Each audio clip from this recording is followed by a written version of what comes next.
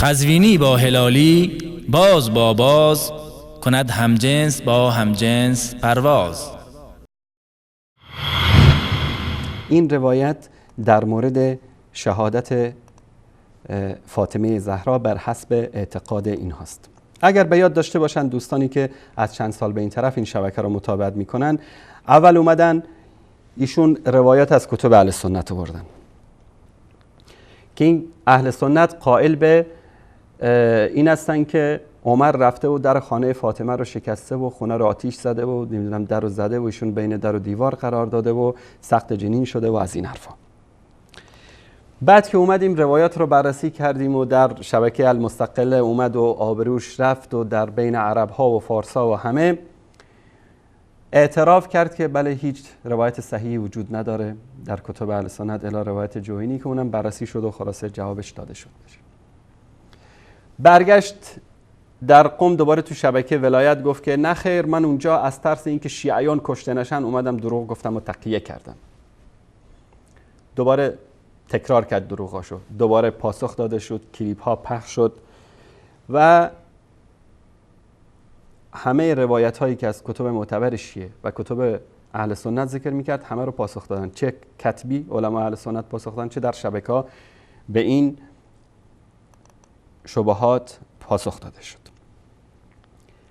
من اون شب یک کلیپ رو دوستان از بخش پژوهش پیگیری برای من آوردن، واقعا خندیدم. به حماقت، به جهالت، به بدبختی قزوینی خندیدم که بعد از اینکه داد میزد که آهای بخاری، آهای مسلم، آهای فلان کتاب، آهای فلان کتاب، الان رفته دلیل شهادت فاطمه و دشمنی علی با عمر رو از چه کتابی میاره. با هم کلیپ رو ببینیم بعد در موردش صحبت میکنیم. دوستان نشون بدن این سفر.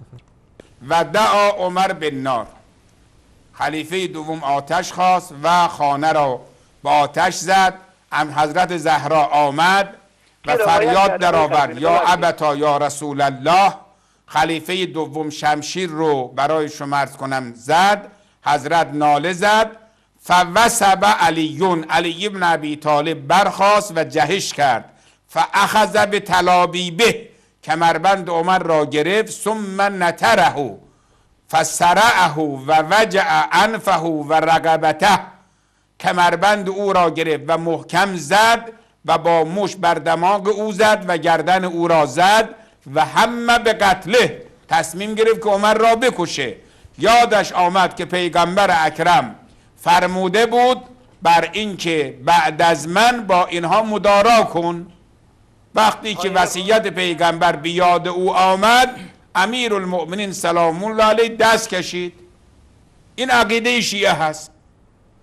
بله دوستان رو همین صفحه نگر دارن و زوم بکنن رو آدرسی که این روایت رو از اونجا ایشون بیان میکنه. کتاب سلیم ابن قیس هلالی صفحه 568. دوستان اگر میتونن زوم بکنن رو این کتاب سلیم ابن قیس هلالی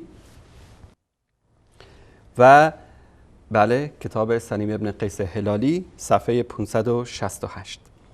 تشکر میکنم. این آقا بعد از اینکه آبروش در مورد کتاب‌های اهل سنت و روایت‌هایی که شیعه داشتن در کتاب‌های معتبرشون رفت، اومده دست به دامن کتاب سلیم ابن قیس هلالی شده.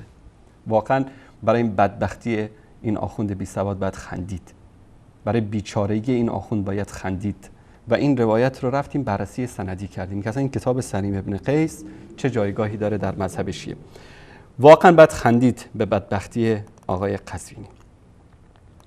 دوستان عزیز این صفحه رو نشون بدن. رجال ابن غزائری یکی از رجال شناسان شیعه هست، تحقیق محمد رضا حسینی جلالی. اینم شناسنامه کتاب در ایران هم چاپ شده، قم دارالحدیث سال 1422.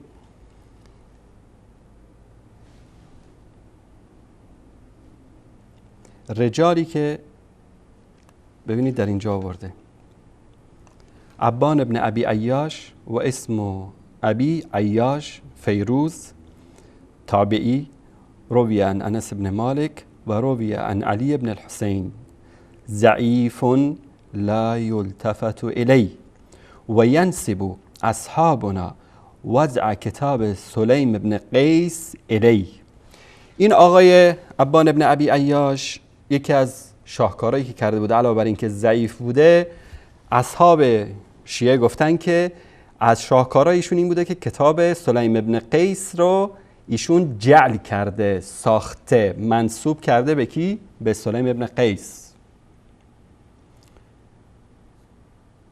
و یکی دیگر از راویانش ابراهیم ابن عمر الصنعانی الیمانی، یکن ابا اسحاق ضعیف جدا. اون آقایی که ساخته بود این کتاب رو، علاوه بر اینکه کتاب رو ساخته اصلا خودش ضعیف است، اینکه کتاب رو جعل کرده و منسوب کرده به کسی دیگه، این که خیانت عظما هست، باید گردن این آقا زده بشه. این در مورد این راوی. در صفحه 63 همین کتاب در حرف سین، در کتاب ابن غزایری در حرف سین، سلیم ابن قیس الهلالی العامری روى عن امیر المؤمنین و حسن و حسین و علی ابن الحسین و ینسب الیه هذا کتاب المشهور. این آقای سلیم ابن قیس، این کتاب به ایشون منسوب هست، همین کتاب سلیم ابن قیس هلالی. و کان اصحابنا یقولون، اصحاب ما میگفتن ان سلیما لا یعرف، این آقای سلیم شناخته شده نیست، ولا ذکر فی خبر، در اخبارم ذکر نشده در مورد این شخص. یک انسان مجهول، یک انسانی که بهش دروغ بستن و این کتاب رو براش ساختن.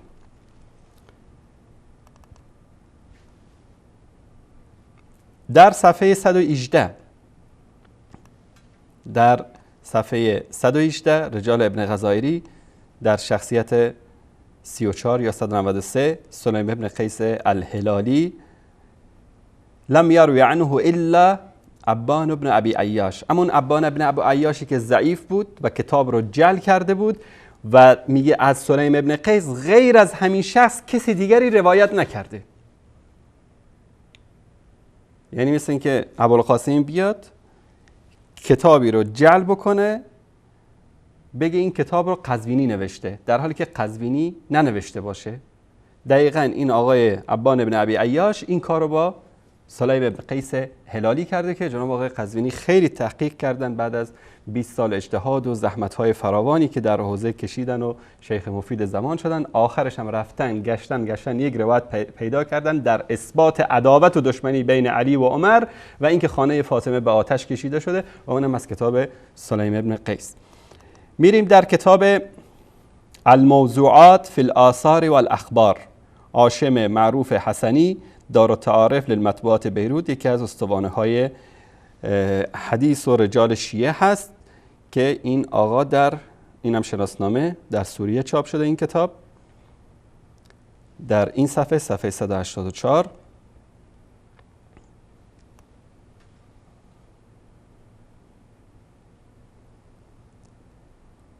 این از جمله میگه روایاتی که این روایت در اینجا گوش کنید. و اضاف الى ذلك علی علیه السلام کما جاء فی الروایت، در روایت اومده که ان رسول الله اخبرنی ان الناس یبایعون ابا بکر و ان اول من یبایعه على منبر ابلیس فی صورة رجل شیخ مشمر یجمع شیاطینه و ابالسته فیسخر و یقول زعمت ان لیس لی علیهم سبیل. میگه شیطان با شیطان‌های کوچیکش رو با دست جمع میشن و اولین کسی که رو منبر اومدن با ابوبکر بیعت کردن شیطان و دار و دستش بود. و میگه شیطان مسخرهشون میکرد، میگفت که فکر میکنید که من نمیتونم به اصطلاح بر شما راهی داشته باشم که شما رو فریب بدن. ببینید چی کار کردم، حتی ترک امر الله، کاری کردم که امر خدا رو ترک کردن و طاعت خدا رو ترک کردن و آنچه که پیامبر به او امر کرده بود ترک کردن. ببینید این صاحب این کتاب در اینجا چی میگه، و یکفی، کافی است که هذه الروایه، این روایت عیبا، عیب امین روایت کافی است که انها من مرویات سلیم ابن قیس و هو من المشبوهین والمتهمین، این سلیم ابن قیس از جمله مشبوهین، انسان‌هایی که مشبوه هستند و متهم هستند بالکذب، انسان‌های دروغگو هستند. و قد ورد فی کتاب المنسوب الیه ان محمد ابن ابی بکر وعظ اباه عند الموت. میگه دروغای دیگری که در این کتاب سلیم ابن قیس اومده که محمد ابن ابی بکر نصیحت میکرد پدرش رو در وقت مرگ، مع انه کان فی حدود سنتین من العمر. میگه این محمد ابن ابی بکر 2 ساله بود، در این کتاب روایت کرده که پدرش رو نصیحت میکرد، فرزند 2 ساله. کما ورد فی ان الائمه 13 اماما. همچنین از عجایب و غرایب کتاب سلیم ابن قیس هلالی این است که امامان رو 13 تا میدونه، نه 12 تا، همون معمای 13 امامی خودمون. و در بعضی روایات اومده که ایشون زید ابن علی رو هم امام میدونسته، یعنی میگفته اماما 12 تا نیستن و 13 تا هستن، که امیدوارم آقای قزوینی دروغگو جرأت داشته باشه که نظرش رو در مورد کسایی که قائل به 11 امام و 13 امام هستن بگه. این از این کتاب.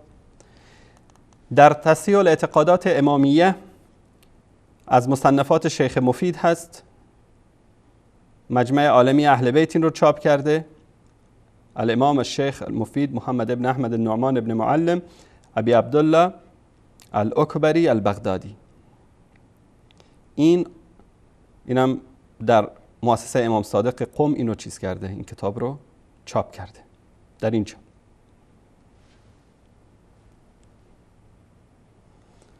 در این صفحه 149 و اما ما تعلق به ابو جعفر رحمه الله، اما آنچه متعلق به ابو جعفر رحمه الله هست، من حدیث سلیم الذي رجع فيه الى کتاب المضاف، یا در اینجا گفته مضافا الیه بروایت ابان ابن ابی عیاش، فالمعنی فيه صحیح غیر ان هذا الكتاب غیر موثوق به. میگه که اون روایت با وجودی که حالا اشارش به روایت دیگری است در اینجا که ربطی به بحث ما نداره، اما میگه که این معنای روایت صحیح است، اما این کتاب موثوقی نیست. ولا يجوز العمل على اکثره، اکثر این کتاب جایز نیست که بهش عمل بشه. و قد حصل فی التخلیط و تدلیس، میگه موضوعات در این کتاب خلط شده، قاطی پاتی شده، و تدلیس، همون کاری که آقای قزوینی، ببینید در اون روایت قبلی در کتاب قبلی میگفت که دروغگو هست سلیم ابن قیس، در اینجا میگه مدلس هست. دقیقاً صفاتی که آقای قزوینی داره، در کلیپاش ما همیشه در مورد صحبت کردیم، میگه کبوتر با کبوتر باز با باز کند، ام جنس با ام جنس پرواز. ایشون هم گشته در این زباله های مذهب شیعه، غیر از این سلیم ابن قیس هلالی که دیگر رو پیدا نکرده و داره به روایت ایشون استدلال میکنه که از صفاتش این بوده که تدلیس داشته. فینبغی للمتدین، به آدم دیندار، این شیخ مفید اول به شیخ مفید دوم آقای قزوینی نصیحت میکنه. فینبغی للمتدین، برای متدین لازم است که ان یجتنب العمل بكل ما فیه، انسان متدین بعد از همه آنچه در این کتاب ذکر شده چیکار بکنه؟ دوری بکنه. دراسات فی علم الدرایه، علی اکبر غفاری از علامه مامقانی است این کتاب، تخلیص مقباس الهدایه، این کتاب اینم در ایران چاپ شده.